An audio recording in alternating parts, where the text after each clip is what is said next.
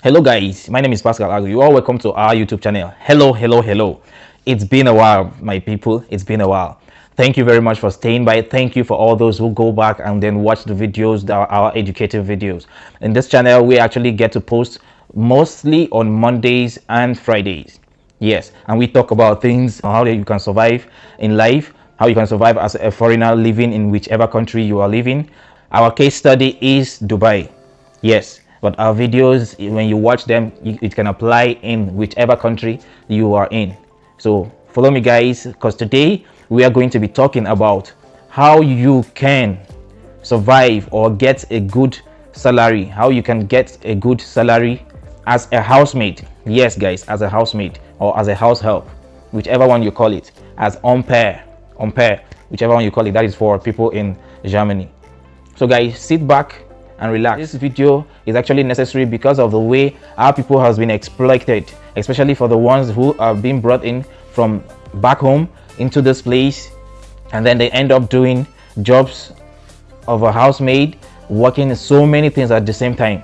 So a particular person actually requested this video, and I actually had to make it on how you can negotiate for better salaries, what you should do, job descriptions and all that as a housemaid, as a new housemaid who is starting up anew. Stay tuned and let's go. Okay guys, so talking about a new housemaid who is just getting a new housemaid work. First of all, you are coming in as someone who is going to be a part of the family. You are coming in either as a cook or as a housemaid for cleaning. You understand? Or as a housemaid who is coming to take care of a baby, or someone who's going to take care of an elderly who is actually sick. You understand? Guys, if you listen to me very well, you understand that I listed a parts of things. You understand? This brings us to the title of my point, which is job description. Yes, a housemaid requires and should get a job description. What am I saying? When you are starting a job anew, when this agent is trying to take you for a job, or when someone calls you and says you are coming for a housemaid job, my dear, you need to ask for job description. Now, the reason is this: if you don't get to ask for job description, it means you are going to be doing everything. Now, what is this job description? Job description simply means what you are going to be doing, the things you are going to be doing. What are you going to be doing in that house? It is not that you will get into that place, instead of maybe cooking and serving the food, you are doing cooking. You're there as a cook. You are there as a caregiver, someone who takes care of the kids, and you take care of, if there's an elderly, you take care of them too. You clean the house, you bathe the children, you prepare them and take them to school. When they want to sleep, you talk them to sleep. In fact, let me tell you guys a brief experience that someone actually close to me had. This lady was actually taken in as a housemaid, but my dear, she ended up becoming both a painter, a farmer, because they had garden there. She was painting the house. Painter, yes, a lady, a housemaid. She used to paint the house, and when things get to spoil, they call her to fix it. She mixes cement, water and sand, and she becomes the person who actually fixes it. And she was doing it because she thought it's part of her own job. She thought she's a housemaid and she has to do everything. Meanwhile, she was doing all that, she wasn't happy and she was complaining. Why is this? It is because she had no job description earlier when she started. She does all these things and she still cooks. She still takes care of the baby. She irons the bosses and the kids' clothes. After washing them, she cleans and washes the toilets and everything. So you can imagine what that entails. You can imagine what that means. She has no job description. So guys, that is the reason why you need a job description. Ask them, what will you be doing?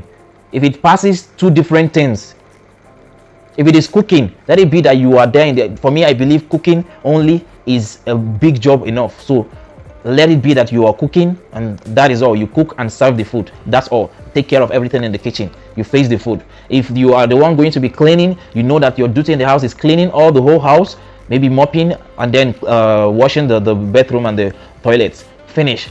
If it is taking care of the kids, you know you are always going to take care of everything about the kids, right from waking them up in the morning, giving them a bath, making sure they get to eat, put on their clothes and all that. If it is taking them to school, you take them to school and wait for when they will get to come back. When they come back, I mean, when they are not home, of course, you have their clothes to wash, you have their clothes to iron and all that. Get everything ready for them. When they come back, the person who is in charge of eating will provide for food. And then when they are ready, when they are playing, you are there with them. Yes, things like that. And then in the night, when it's time to sleep, you make sure you tuck them to bed and then they sleep. Yes, that part can be one part of job description for a housemaid. All these things that I've mentioned. And then if they want you to become a mason or painter and all that, okay, good. If you have the experience and you can do what they want you to do, why don't they pay you on that part? Or maybe you become a gardener for them. I don't want to use a farmer now, a gardener that takes care of their garden. It's okay. Once you can do it and they can pay for that, let it be your job description. You take care of the gardens and that is all. So always endeavor to ask for this job description whenever you start. It will help us a lot. The next thing, guys, is to ask for a day off. Ask for a day or two off in a month. Now, if you can, ask them if you can get a day off per week. It is necessary. Your body really needs it to recuperate from all the stresses and the times you've been working. You understand? So what is there is this: try to negotiate. If you can negotiate and get a day off per week, but if you cannot, you can tone it down to as small as, but at least let it be, at least if they can, they should let you have at least 2 days in a month. Guys, if they can't and they say one, is okay, but the one they say none at all, you can't even step out of the house. It really, for me, it doesn't make sense. It doesn't make sense. I mean, how do you become a maid in a particular country, and at the end of the day you end up spending your 2 years not going out, not knowing any place, and you say you are in a foreign land? It doesn't make sense. Guys, it doesn't really make sense. Yes, some people might say it's all about the money. It's all about the money, but then you're a human being. Some things affect us up here. You understand? So you don't condition yourself to that. When you're starting, you can as well negotiate this, guys. And if you should get it, it's okay. If they don't get to give you, you make your decision.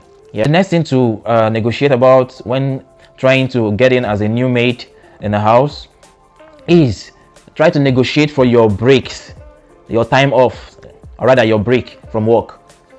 The time you have in the morning for breakfast, a time you have in the afternoon for your lunch, and then possible nappings like sleeping. Get to sleep and rest a little, then come back. Yes, get to negotiate. In the morning, let it be between, at least let it be between 30 minutes to 1 hour. If they can give you more, than good. Then in the afternoon, let it be also according to that, between that 30 minutes, between 1 hour 30 minutes in the afternoon. It can help you to recuperate. It can help you to get back your brains, your senses back to work, and then you get to eat, rest, and then come back anew, a fresh person and someone who has strength to face more work. So guys, try to negotiate that at the beginning of your contract or of your starting the job. The next thing I want to tell you guys is this: whenever you're sick, please indicate when you are sick. If they are not doing anything, my dear, the next thing I'll tell you to do is to dial the labor number, and labor will help you in some other things. Now, I'm not saying everybody should just pick up and start dialing labor numbers. And of course, yes, before you get to call labor, you know that it's been serious. It's been a serious thing, and your people or your host or your guardians are not paying attention to you. If they're not paying attention and you know you are seriously sick, my dear, in that case, I think you have to call either the labor or the ambulance, which is the number. I'll be putting it across here. I'll be putting it across the screen so that you can see it. The number to call for the ambulance, so they can get to probably get you to the hospital. That is when things are serious and nobody is attending to you, and you don't have any access to any kind of pills or medicines to take care of you. You understand? Maybe no access to the hospital or the clinic around. So guys, be wary of that. Don't be afraid of anything. It is your health, and if you get bad, you're definitely not going to be working or making money. So, guys, I'd like you to always wake up on time. That's the next point. Try to wake up on time. Yes, it pisses your host or your sponsors off if you don't get to wake up on time. So try to wake up early in the morning on time and start your work. Get to do as much as you can. That way you will get to be able to finish up your job, go for your breaks, and then come back, finish up, and then you can be able to sleep early enough. I know of maids that actually, till now, they actually don't sleep until it is close to 12 a.m. before they can sleep. Sometimes they sleep past 12:30, they sleep, and early 4 a.m., 5 a.m. they are up again. You understand? And you know, most of the times they have to actually go back and then still get to talk with their people on their phones, since most of them are not allowed to use their phones. You understand? So things like this we should take care of. We should be wary of. Wake up on time so you can sleep on time, guys. With that said, I want to drop the last option here, which is salary, negotiation for your salary. Don't be afraid. Yes, don't be afraid. Negotiate for your salary. You can say yes that you're not doing or that you're not working. Go back, give them a day. If they really need someone, they will agree on that amount that you're going for. So how much can you go for? How much can a new housemaid ask for? Guys, we're not going to go up, but considering what is being paid to other tribes, you understand, an Asian housemaid takes between like 3,000 to about 4,500 or 5,000 thereabout. So I believe for an African it should be between that amount as well. But then let's be focused here. Let's be focused. I believe if a new person who is coming and then she says that she likes to be paid 2,000, 2,005 or so, or 3,000, 2,000, 2,005 or 3,000, start from there. You can negotiate. It's a negotiating thing. You're just starting. And then if at all they are mentioning things like 1,000, 1,005 or so, 1,002, maybe you give them a day, they will have to call you back and they might get to add from that 1,005, they get to add like 500. Don't always go for the job immediately because you are so desperate. No, don't do that.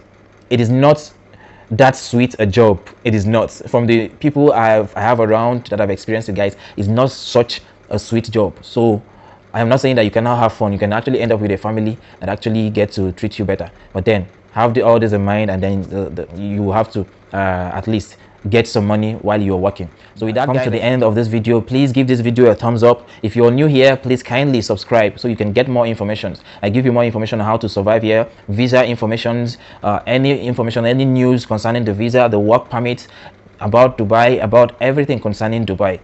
And I also tell you about things on how to prepare yourself when you are moving into this place, how to survive and how to succeed. So with that said, guys, when you're new here, click the subscribe button, the red subscribe button, and then you can also connect with me in the description box. I'll be putting on my handle there, my Facebook and my Instagram. Get to connect with me there. I love you. My name is Pascal Agu.